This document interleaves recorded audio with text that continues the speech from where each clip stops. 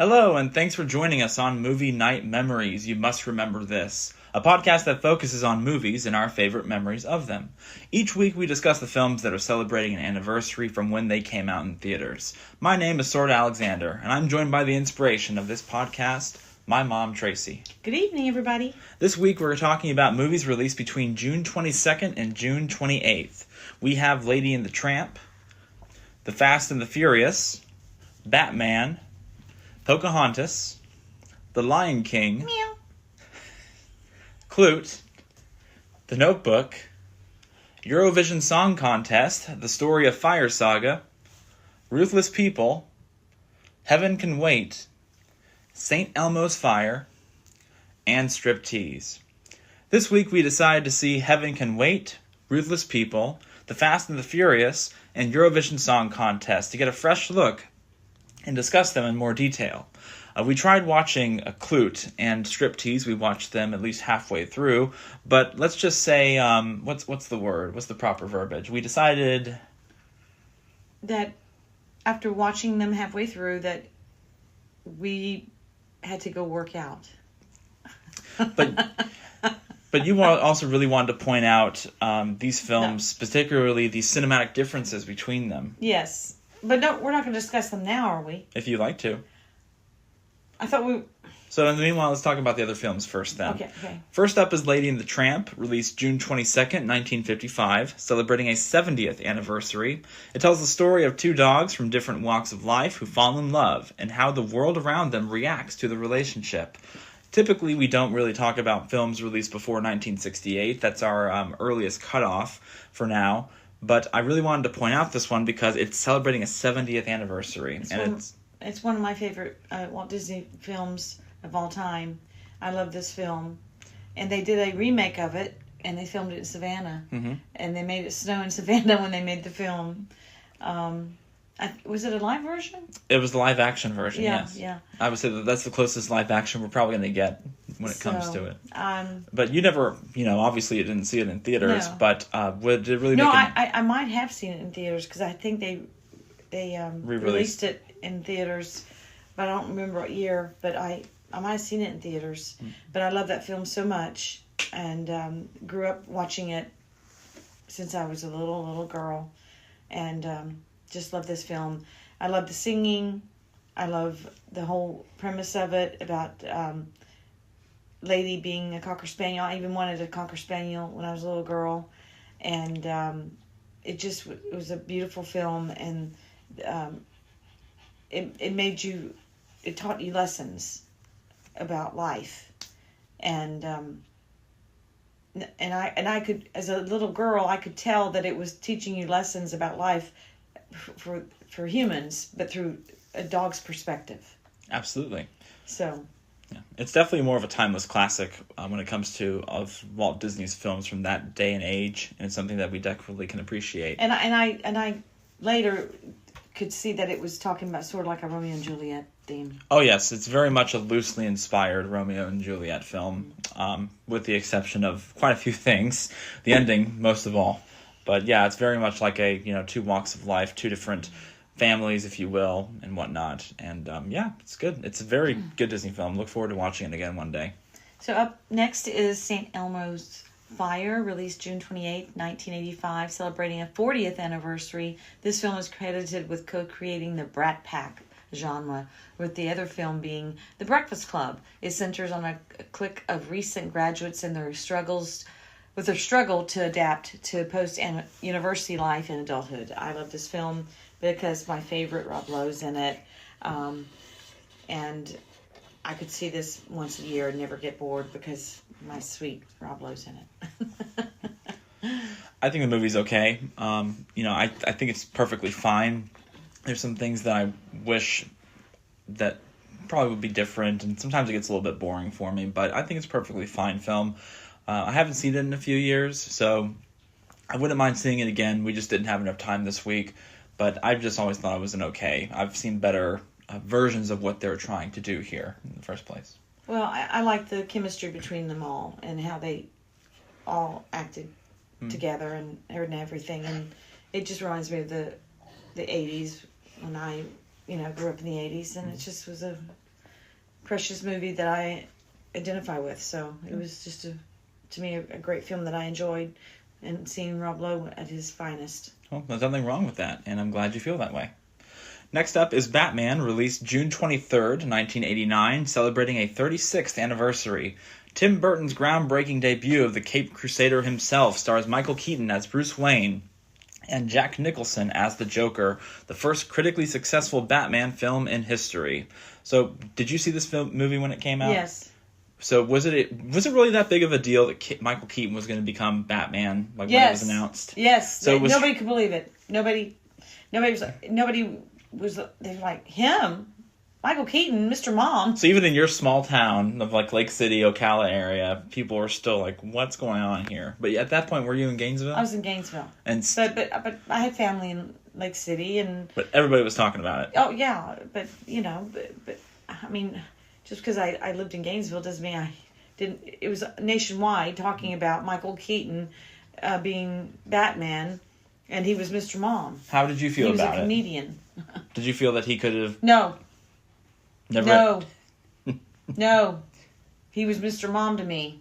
He was a comedian. And did he live up to? Oh yes. The high expectations. Yes, I was shocked, completely shocked. But I knew he was a great actor. Mm-hmm. But I never thought he could be Batman. And now he's so many people's favorite Batman, even to this day. Mm-hmm. It's really something, isn't it? Yeah, it was really something. But I knew he was a great actor. I loved him from Night Shift. And nobody knows that movie hardly, but I loved him from Night Shift. And then when he was Mr. Mom, I thought, oh my God, he's so great, Mr. Mom. And then when they said he was going to be Batman, I was like, what? What? Now, when was Beetlejuice? Beetlejuice, I believe, was 86. Here, let me just do a quick double check here. I think Beetlejuice was 86. So, and then he did the Beetlejuice, because that was something else. So when he was going to be Batman, so I think when he did Beetlejuice is when they thought that he was really... it was 88. So when he did Beetlejuice, I think they thought, oh, this man is so convincing. Mm-hmm. He can do anything. So that's when I think that they thought he could do something so convincing. Beetlejuice was definitely one of those films where you don't know what you're getting yourself into. And when you see him play that character so well, he really sells it. He sells it so great. And, I think he did fine as a Bruce Wayne Batman. He's not my favorite, but I think the film itself is perfectly good for what it is, and even great at times, too. I mean, you can't deny Michael Keaton and Jack Nicholson. They're a great contrast with each other, but at the same time, they fit so well as the quintessential characters. Over the years, we've gotten better interpretations, arguably, of course, between different versions of Batman and the Joker and whatnot. They pushed hard that Jack Nicholson for the Joker. That was really what they were pushing, was that Jack Nicholson as the Joker. The perfect pick at the time was Jack Nicholson, absolutely. And he really pulls it off well. He is one of the best Jokers. Not my personal favorite, but he's definitely one of the best. And nobody has up to this point, I would say besides Mark Hamill, nobody can play a comic accurate version of the Joker except Jack Nicholson. So I really give it a lot of credit there, too. So now we're going to talk about one of my favorite animated movies, and the subject matter is really well done, is Pocahontas, released June 23rd, 1995, celebrating a 30th anniversary. Disney captivated audiences with this beautiful, heartwarming story between John Smith and Pocahontas. While not an accurate interpretation of history, is considered a classic among their animated films and still referenced to this day. Now, obviously, let's not talk about the historical inaccuracies of the film from real life, but let's talk about the movie as it is. It's beautiful. It's one of the most beautiful animated films. People still talk about how incredible the animation is and how beautiful the colors are and how they bring this film to life and make it feel just... the music was amazing. Oh, absolutely. I think it got nominated for Best Original Song, too, Colors of the Wind. It's still sung and covered to this day. I think it was a beautiful animated film. Yeah, but I haven't seen this movie in at least over a decade. I have not had the need or reason to see it. Eventually, I'd like to see it again, especially because it celebrated 30th anniversary this week, but we just didn't have a chance to see it, and I would love to see it again. Well, another day, Yep, another day for sure. Next up is The Lion King, released June 24th, 1994, celebrating a 31st anniversary. A loose interpretation of Hamlet, portrayed by the incredible wildlife of Africa. The film has a star-studded cast, including James Earl Jones, Matthew Broderick, Nathan Lane, and more. This is, the first film I've ever seen in theaters, according to you? No. What was it? No. It was Forrest Gump. Okay. When you were a baby. But then I ran out on it, essentially, because I was crying so much during the Vietnam scenes. Well, but you were just... No, this is the first film you really loved at home. We bought it and brought it home, and you were captivated by it as a small child, a small toddler, small baby. You loved the singing in it. You were captivated by it when you were in your walker. So you loved this film. But not in theaters. You loved it as a baby when I bought it and would play it, and you had to hear those songs. Well, you loved that film. Well, thank you for jogging my memory. I've told you over and over, but you keep saying that it was... No, you didn't see it in the theater. You saw it when I bought it on video. Well, I mean, my love for the film still stands up to this day. It's one of my favorite animated films of all time. Yep. To me, it's one of the best animated films of all time. Nobody can beat it. You would. I forgot to tell you this. You would cry. Oh, thanks for telling me this for the public to listen to. But you would cry when it would when it would be off, and I'd have to replay it again, and then you'd be all right. So you would cry, and you'd want to see it again. Thanks. I'm sure the secondhand embarrassment could be heard from as far as the eye could see. No, it's not embarrassing. It was just sweet. You loved it. You loved it so much. And later on, you loved Scar. Mm-hmm. Played by Jeremy Irons. Yes. But it was also, even though Jeremy Irons played the spoken role, somebody else did the singing role for him as well. Let me double check on that. But it was really an incredible film all the way through. It's one of the ones that I always like going back to over and over again. The live action does not hold up at all to it. But your first concert that you saw with your Uncle Davey was Elton John, and it was his tour about the Lion King up in Charlotte, North Carolina. Mm-hmm. I just looked it up. Jim Cummings did the singing voice of Jeremy Irons, but they actually kind of worked together when they did the song Be Prepared, because there were some parts where Jeremy Irons just couldn't get the raw strength of part of the song, and so they had Jim Cummings come in, and they mixed each other so well that it sounded like it was the same person that was singing the song too. We actually we started watching the movie for about 30 minutes, and we stopped partway through. We had other things to do, but I've been happy to see this movie over and over and over again. I remember it like it was yesterday. And I mean, one of my favorite things about the film is Timon and Pumbaa and their friendship with each other. Since you were little, you loved that. I've loved Timon and Pumbaa, and I have to point out, because speaking of Lion King, one of Disney's best things they ever put out was a prequel spin-off movie called The Lion King 1.5, which, if this is Hamlet, then I would definitely say that Lion King 1.5 is the Rosencrantz and Guildenstern are dead of the Lion King story, because it's all about Timon and Pumbaa and how they met and how they got involved in the story and the elements of the Lion King. And there's just so much I could talk about with this movie. It's one of my favorite movies of all time, and I love watching it over and over and over again. So we know, since you were a little baby. Yeah. So but last but not least, The Notebook, released June 25th, 2004, celebrated a 21st anniversary, the classic love story that swept the nation about two people who fall in love in the 1940s, with their lives chronicled by a notebook read by an elderly man. So, I've never seen this movie before, not all the way through, just in bits and pieces. So, tell me about your experience with this film. I wasn't really that turned on by this film, if you must know. I didn't see it in the theaters. It was not a big deal for me. Oh. Nope. Because this movie is so referenced so much. It's like one of the greatest love stories of all time. Nope, not for me. So it wasn't that big a deal for me. Well, at least we wanted to point it out because some people like it a lot, and it's just something that I know that's got a serious cultural impact on it as well.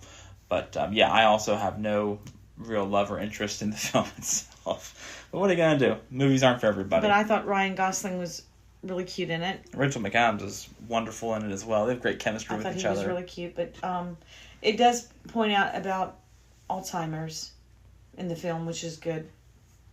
Absolutely. So it is a good story, but I wasn't that into it that much. It's not that big a romance movie for me. Mm-hmm. There's other movies that I'm more into. Okay. So now that we finished those films, before we talk about the ones that we actually saw, you said you really wanted to point out the cinematic differences and also similarities between Klute, which came out in 1971, and Striptease, which came out in 1996. But they both have kind of similar plots about two women with an exotic profession, to say the least, and they're like the way that they make these films and put them together. You want to discuss them just for a little bit about how they compare. Well, and contrast. We didn't see the whole film. It's not fair that I saw the whole film of Striptease years and years ago when it first came out, but I didn't see the whole film this time, and I've never seen Klute the whole film, but I did hear about the film, but never saw it. But it shows a difference between the two, but it's not the same. We know that in Klute, Jane Fonda plays a call girl. That's I was going to call it something else. Well, that's what they call her. Escort. She plays an escort. She's an escort, which is a high-end call girl in New York. And she does some rather nude scenes, some nudity scenes, which she's done before. But this one, and she's very thin, very, very thin in this movie. And she had a different look. I remember them talking about it back in the early 70s, how she had cut her hair and darkened her hair for this role. She wanted a completely different look. And to me, the difference between Striptease and Klute was that Demi Moore was really in great shape. You found out that she had augmented surgery to her breasts. Mm-hmm. And she just strips, okay? She doesn't do it, I mean, she does it in a classy way in the strip club, but she just strips right there and then in front of all these men. And she's trying to make money to keep her child. So that there's a reason. Mm-hmm. And it's in Florida. It takes place in Miami, and I mean, simply put, I mean, they both definitely have their place when it comes to film and the relationship with women and men and the professions that they're both in, respectively speaking. You know, I was really impressed with Demi Moore's acting in Striptease. I really do commend Demi Moore because I was intrigued by her, and I totally was invested in her story and what she wanted to do and how she was going to get there. I was totally invested, and that's something that I can really appreciate about her acting in that movie. Sure, but her body, there was not any fat on her body at all. That's very hard for a woman. It's extremely difficult to do. I remember when I first saw it, I was like, oh my gosh, she's just a machine. She is just a machine. Mm-hmm. So, but I think there were some other things in the movie that made women look bad. Mm-hmm. And then her little girl's in it, Rumor. And for her to be exposed to all that, I didn't like it. Yeah, that's her real daughter, watching her like that. Not just her, watching other women. Yeah.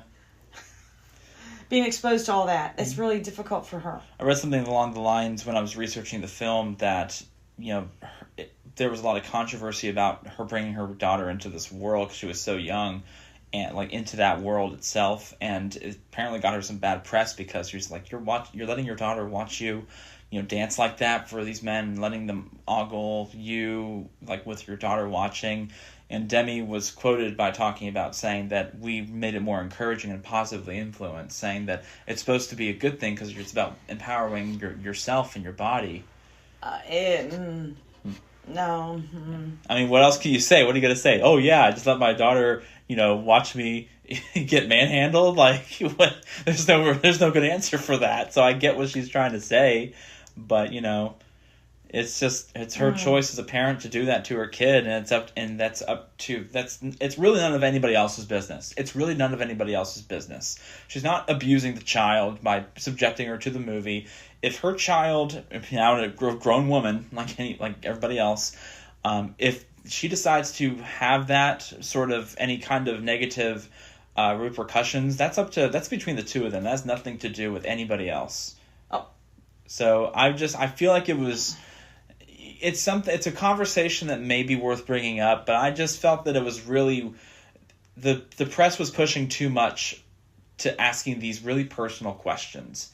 And we don't know how her daughter was going to react. Maybe she ended up saying, "Yeah, I'm glad I got this experience," or maybe she really does secretly, what's the word?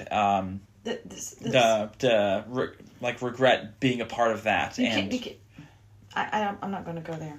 So I thought it was silly that for the press to get too involved with this. Do I agree with it? Absolutely not. But that's not for me to sit, that's her choice. She made that choice for her daughter. It's not just. First of all, it was Demi Moore and Bruce Willis's daughter. Mm-hmm. It's not just her choice. It was between him and her. Mm-hmm.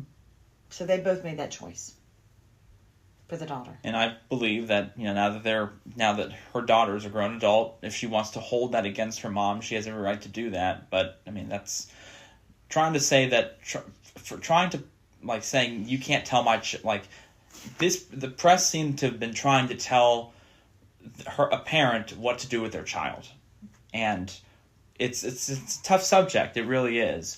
But I feel like they were getting too personal at times with these questions, and that's. Like I said. But when you see the movie, you'll understand that this was rather risque. It is. It's rather risque. It's not something that I would like to subject my daughter to, my hypothetical daughter. And you don't know what happened behind the scenes either. Oh, no. She probably saw way more.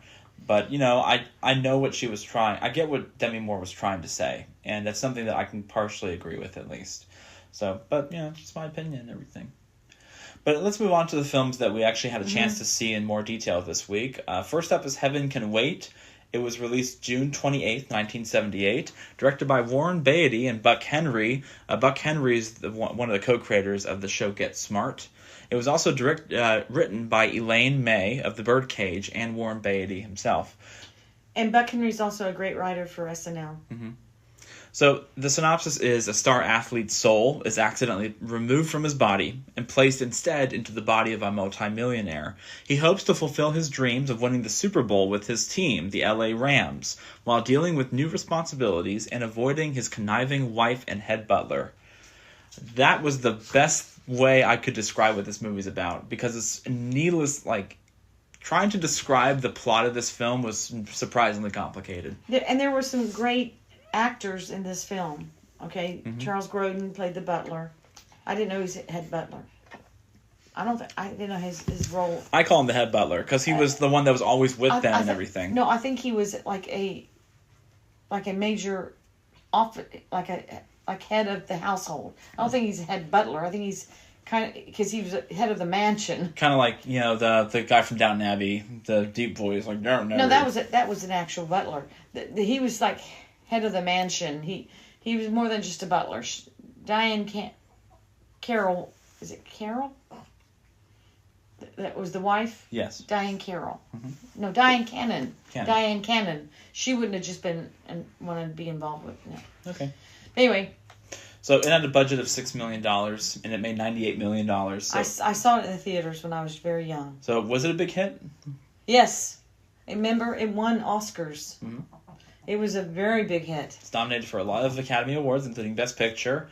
It did not win really ever anyone except for one, which it definitely wasn't Best Picture, Best Actor, Best Supporting. I mean, it had a sweep of nominations, but it didn't really win anything. But it was very well received, mm-hmm. and I think it was sort of a comeback for Warren Beatty. Mm-hmm. Warren Beatty hadn't been really looked upon as a great actor since Shampoo.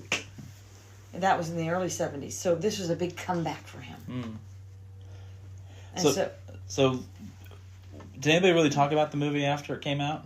Yes, it was a very beloved movie that got a lot of people talking. So even locally, like around your circle, essentially. Yes, it was because it was almost like It's a Wonderful Life kind of thing.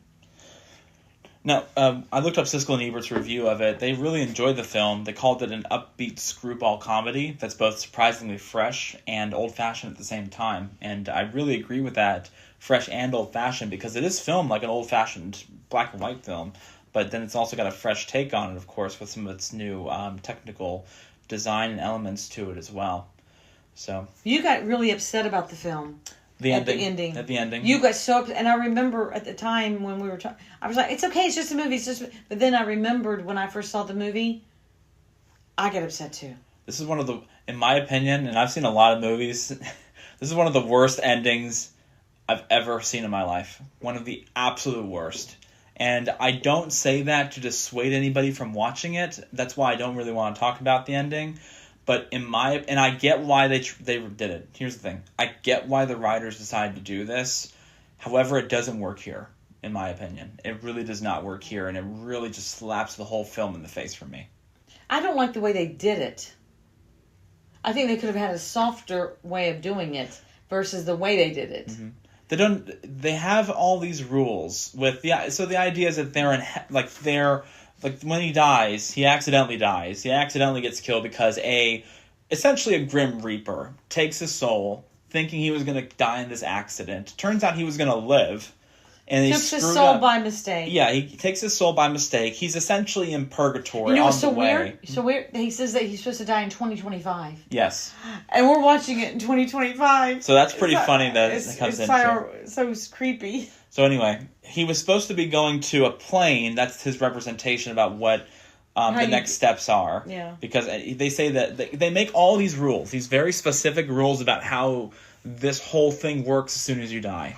And then at the end of the movie, they do something where it goes against their rules. It literally goes against the fundamental rules of what they're trying to do. But it's the person that died that how he thinks it is. It's the person that died. Mm-hmm. Warren Beatty's character, how he thinks it is. That's how he sees it. Right. Okay. So don't. Anyway, it's a good movie. I just think the ending was not great. I enjoyed it, and I remembered enjoying it, and I said it's worth seeing, and I wanted you to see it. Remember, I insisted. I said you should see this movie. Oh, I don't regret it. I don't. I think it was I think it's a very good film for what it was trying to do, and it's got a clear, powerful message that it wants to come across, and I really do like that they make all these rules and whatnot with the afterlife, because I like films that they don't always have to explain these things, but I like films that kind of push the envelope and gives you their interpretation about what the afterlife is like, what it represents. They leave it very open-ended, and when it comes to the nuances of the rules and how it works. Warren Beatty reminded me of Kevin, our friend. Yeah, I can see that. And that character, when he was running around and so positive, when he was younger, when Kevin was healthy. I could definitely see that. And it touched me. It really touched me. So, what was your favorite aspect of the movie when it comes to the acting, the directing, the music, the writing? I just liked Warren Beatty, his positivity of wanting to achieve his dreams. Mm-hmm. That positivity. Well, with that in mind, what would you give this film out of 5 stars? I give it a 4, and when I didn't like that little ending, but it still made me feel positive about life and about how I just like his way, how he carried himself, and I like the feeling that movie made me feel. Good. I give it a 3.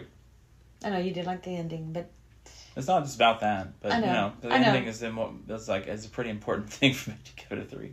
So, but anyway, that's why I give it a 4, because there's some other things in it that it's the memories I had when I first saw it. So it definitely has elements of films that we've seen before, but it takes it in its own. But it was back in 1978, so this is an old film. Mm-hmm. This is a really old film. Mm-hmm. So, Yeah, it's good. Sounds good. Let's move on. Next, we're going to talk about Ruthless People. It's released June 27th, 1986. It was directed by Abraham Zucker. They're a trio of filmmakers who direct and write comedy films, specifically Airplane and The Naked Gun. It was also written, but instead, this was the first film that they ever did that was not written by them, but it was directed by them. Specifically, this film was written by Dale Launer, who did Dirty Rotten Scoundrels. Launer. Yeah, it's Launer. So what starts as a cruel plot from a clothing brand owner to murder his wife evolves into a spiderweb of insanity as several people with various goals get involved in mistaken identity, blackmail, and much more. This is a wild movie. This is a wild movie. I'll never forget seeing it in the movie theater as a matinee. We wanted to go see it, my sister and I, Roxy, and we thought it was hilarious. So it's starring Danny DeVito, Bette Midler, which I think this is Bette Midler's best film. I thought she was, and I saw Hocus Pocus, but I thought she was wonderful in this. I absolutely had a great time watching her. There's also starring Judge Reinhold and Helen Slater. So this, it's a murder mystery that kind of blows up, and it just gets bigger and bigger. Murder. It's attempted murder mystery. It's a kidnapping. It doesn't end up being a murder at the end. No, it doesn't. It's a kidnapping. Right. But it just really, it's one of those things where it makes fun of Hollywood, it makes fun of the genre and the idea of it, and it really just gets better from there on. You just have to give it an open mind. Roger Ebert, he praised the acting in the film. Both of them really praised Danny DeVito and Bette Midler. They thought they were wonderful. They thought they were fantastic. They call it silly and preposterous, and they really, Gene Siskel really highlighted Bette Midler, saying that she really brought the film together. Oh, it was a sleeper. It was a sleeper. It's an absolute sleeper. Roxy and I went to see this movie as we had nothing to do. We went to a matinee and we went to see it, and it was hilarious. We were laughing our asses off. I had never seen this movie before. I'd never heard of this movie before until this week. And when I told you, I said, you got to see this movie. I said, I haven't seen this since the movie theater. I said, it's hilarious. It's a very fun time. It's these jokes hit you like you just got poked in the eyeball with two fingers, where it's like, oh my god, where did this come from, sort of thing. And it works. It really works. It shouldn't work, but it does. So the story goes about this movie, like I said, Abraham Zucker, they usually write their own stuff when they direct things. But according to the story, when this was being produced, Michael Eisenberg, that's not it. It doesn't matter. It doesn't matter. So one of the heads of Disney at the time, he convinced Abraham Zucker to read this script. They said that, we like to write our own stuff when we direct stuff. And he says, you're going to change your mind when you see the script. And he gave them the script, and they loved it. They thought, this is fantastic. So this is the first film that they directed. My point is, though, they said that there was difficulties directing this movie. And they said they got into arguments with each other directing this movie. Because they probably wanted to do it this way or that way, way or that way. And they confirmed that they can never direct another film that wasn't written by them again, because they cannot understand what somebody else's vision is, which I think that's really... At least they figured it out. That they had to write their own. Okay, fine. I have opinions about it. I'm just going to move on from it then. Okay. But in general, the movie really works. You could not tell this movie was bad, had difficulty with directing. They should do a new one. No, it would soil the original. Nobody could do it without looking stupid, really stupid. Not true. I disagree. This film, if they got the right actors to do this film, it could be hilarious because it's be modern day. I'm not worried about that. I'm worried about the directing. It's going to be directed like garbage. You have to get the right people to do this. I didn't say that. And I don't think this could ever work in modern director Hollywood today. The directors nowadays are either fantastic or hot garbage. Well, I'm just saying, get a great director. Mm-hmm. Maybe the only, who I could see, I've never seen the directing work, obviously, but I could see, with enough experience, Danny DeVito could pull off as a director. Because he knows this film. He probably knows this film inside and out. He's getting up there, though. He is, but, he's in his 80s. So Steven Spielberg, they're still doing movies. Danny DeVito's getting up there. No, I could not see this movie doing well. He could be a consultant. Yeah. And help direct it. But it needs TLC. This movie, it could flop very badly if it's not done right. So, but I agree that I'm sorry I said it off the cuff. Oh no, it's your opinion. But, I think it'd make it great. Look, I just disagree with it. That's okay. all. Right. I just respectfully disagree. So, but I'm surprised how well it ended up doing. I mean, it's got a great. It had a small budget of $13 million. It did $71 million at the box office. I told you it was a sleeper. Yeah, so obviously it was successful. But now that you've rewatched it, has anything changed about it? Has anything really stuck out to you that's different from when you first saw it? Mm-mm. It was the same enjoyable film, and to last 40 years later, wow. So, what would you give it out of 5 stars? I'd give it a 3.5. Because it's just a funny bawdy film. It was bawdy. It was very bawdy. Okay, raunchy. It was a raunchy film. You look those parts about the chief. They thought somebody had been murdered when they weren't really murdered. They were having sex in their car. It's so great. It's really great. Yeah, I'd give it 3.5 too. It's not by means a great film, but man, when it hits, it really hits. That chief. What do you want me to do? I want you to arrest him. I can't do that. I don't have enough evidence. What more evidence do you need? But anyway, it was great. So, okay. Let's move on. We're going to talk about next The Fast and the Furious. This was released June 22nd, 2001, directed by Rob Cohen, who did Dragon, the Bruce Lee story. It was written by Gary Scott Thompson, Eric Berquist, and David Ayer. David Ayer did Training Day and SWAT. You love SWAT. Yep, I love SWAT. It's one of my favorite action movies of all time. It's fantastic. So these 3 people didn't work together in future stuff, not really. This was a very uniquely written film. It was based off an article about street racers in New York City, and then they moved the story of the film to L.A. to be more ethnically diverse. So it's about an undercover cop who's assigned to investigate a series of semi-truck robberies and becomes involved in the local underground street racing scene. It's such a drastic difference between how Fast and Furious was then to how it is now. So this is the original. This is the first one, and this is your first time seeing the movie. Is that right? I've seen bits and pieces of the movie, but anyway, just mention the actors. So we have Paul Walker, rest in peace of still, Vin Diesel, Jordana Brewster, and Michelle Rodriguez. Yeah, and the budget was $38 million, $207 million. It ended up getting at the box office. But yeah, I saw bits and pieces of this film over the years, so I've never seen the whole film from start to finish. So this was something that I wanted to do. Because you were a big fan, but you didn't see the film till later.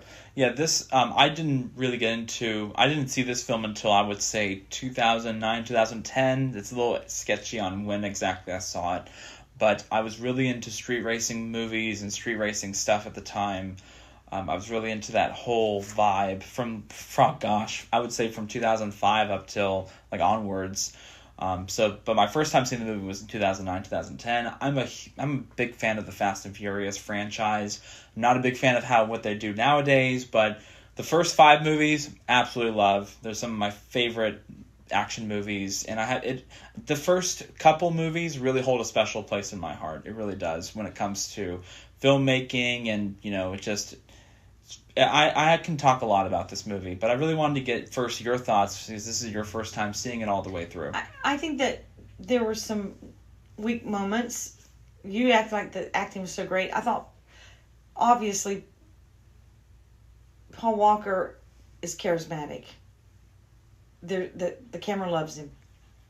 He's got such charismatic way he glows. Mm-hmm. It's like Marilyn Monroe. He's got a glow about him. I can't explain it. You actually see more of that glow in the sequel too, Too Fast and Furious. But he just glows.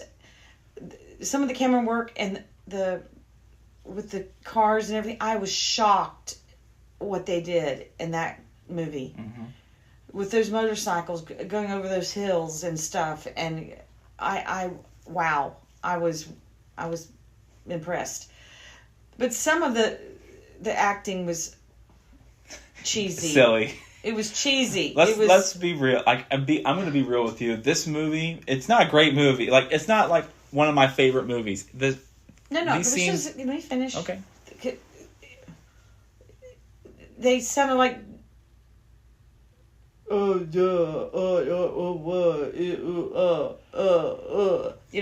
you were like getting into it, but from my perspective, they were, it was the first film.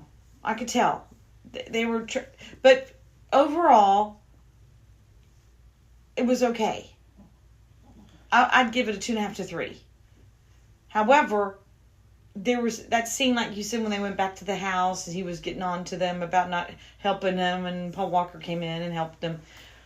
But it was but you have a love for this movie, so you get this glow in your face, like, isn't it great? You said you have a different feel for it because. So can I elaborate and explain myself? Okay. I don't love it like a child. Yes, you do. No, I don't. Like, can I please? Okay. Like, you're not gonna. You gotta let me explain myself here. I like this as both something that I appreciate and both as a guilty pleasure, because these scenes with some of the actors are so silly and so funny. Some of the dialogue is really gripping and like really realistically funny. Especially that first scene in the tuna, like when the shop about the tuna sandwich and stuff, it feels very realistic, very funny how the scenario would bump. Their chemistry is so good. I think all the actors have really great chemistry with each other, but to the point where it's also really fun to watch, just like funny to either make fun of them or funny to watch them at the same time. But I don't look at it as like the pinnacle of acting performances. Okay, no, but I haven't talked about that scene. The scene where they were on the trucks and stuff, and he had to save that guy. Mm-hmm. I was on the edge of my seat. Those scenes were crazy, and incredible. And all practical. You could tell, like, none of it they CG'd, which is what I miss about these films. Oh my gosh, it was... So, but they needed to work on some of their acting, but it was new. This was definitely not what they planned. I don't think they knew what to expect with the aftermath of when the film was going to come out. They just wanted to make a good movie in their eyes about it. So then it was so successful, they said, we got to do another one. Yeah. The studio said, we got to make another one. And then another one. And then another one. So they did not know what to do with this. And then, like, as soon as they tried finding out what to do with it, egos got involved.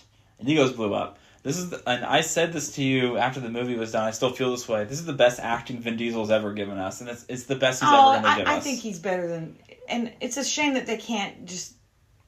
let bygones be bygones and put away their egos. Yes. But anyway, I enjoyed the film, but I enjoyed more of the driving. Mm-hmm. I definitely didn't know what you were going to expect watching, like what to expect from you watching this film, because I was like, I said, we could try it. I don't know if you'd like it, but I like the film a lot because I know what it is. It's not the pinnacle of cinema, but it's a fun time to watch. And I always love watching it because I think there's some really good moments in it. I thought Paul Walker was incredible. Mm-hmm. And the story is really... It's a subtle, but it's powerful, and like you just get into it. And he really sells it. If it wasn't him... I'm telling you, he had a glow about him like Marilyn Monroe. And James Dean. Mm-hmm. Absolutely. He could have played James Dean, maybe. He just had something about him. It really did. It's sad what's happened to him. Oh, I do really appreciate the film, and I have more of a soft spot for it than others. I give it a 4 out of 5. I think if I had to really judge it critically, I'd say give it a 3.5 for all the technical achievements. But I like it so much. I like watching it. It just makes me happy. I know you do. So I'll give it a 4. So let's move on. So this, I think, is the last one, too. Yep. We're going to be talking about Eurovision Song Contest, the story of Fire Saga. Released June 26th, 2020. It was directed by David Dobkin, who also directed Wedding Crashers. And it was written by Harper Steele and Will Ferrell. Remember that documentary, Will and Harper? That was that duo. Mm-hmm.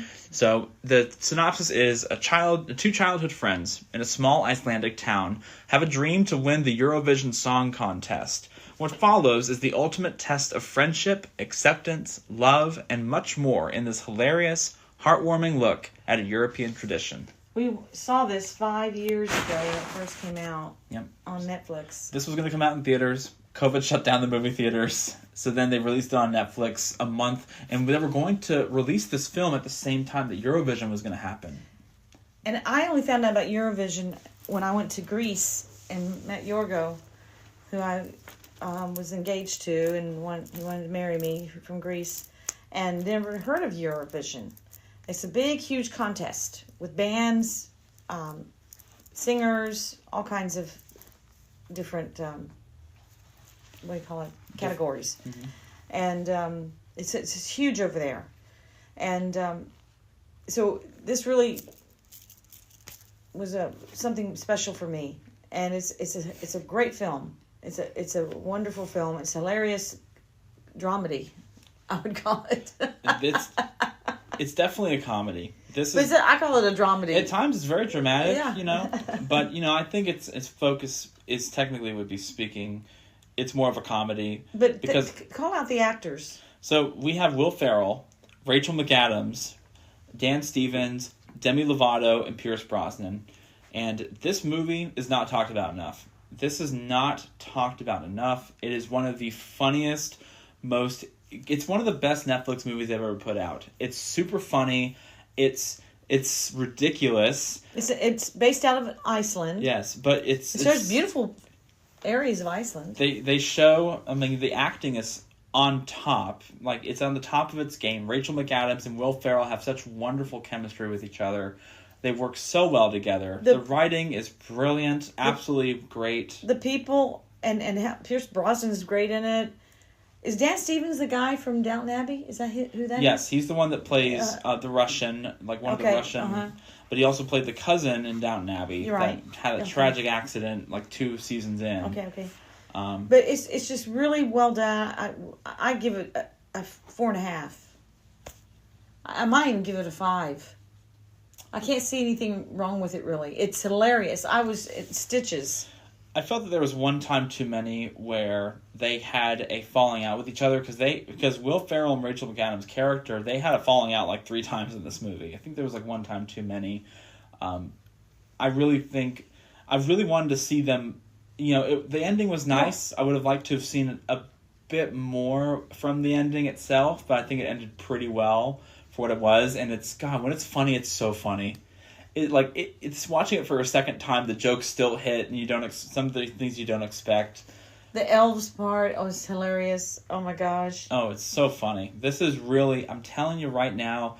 If you're listening and you've never heard of this movie before, go on Netflix now. Eurovision Song Contest. Eurovision, yes. Story of Fire Saga. You've got to watch it. It's super funny, super engaging. And, this is one of Will Ferrell's best movies that nobody talks about. Mm-hmm. He's subtle, but he's also really showing his acting prowess in I can't believe that Jimmy Fallon hasn't talked about it. No, it's absolutely hilarious. You got to see it. I would probably give it a 4.5. I think it's pretty close to perfect when it comes to what it's trying to say and how it ends. And to this day, Eurovision does reference the film. And they have some of the songs on there. And the Ya Ya Ding Dong. Yeah, Ya Ya Ding Dong. And the songs here's the thing that I didn't expect to be so good. The songs that were made for the movie are actually really good too. These are beautiful songs. What was the Lion of Power? The Lion of Love. Lion of Love. Yes, that's the Russian, the song. Yeah, and now I call my baby girl Lion of Love. Yeah. My baby girl, because her name means lion. Lion of Love. She's my Lion of Love. But anyway, it's a great film. Watch it. Watch it. Oh yeah, it's absolutely worth it. So, this is all we had for this week. There's a lot of films that came out this week that we really wanted to talk about, but we don't want to spend too much time talking about. There was 30 films that were on our list, so we really had to narrow it down.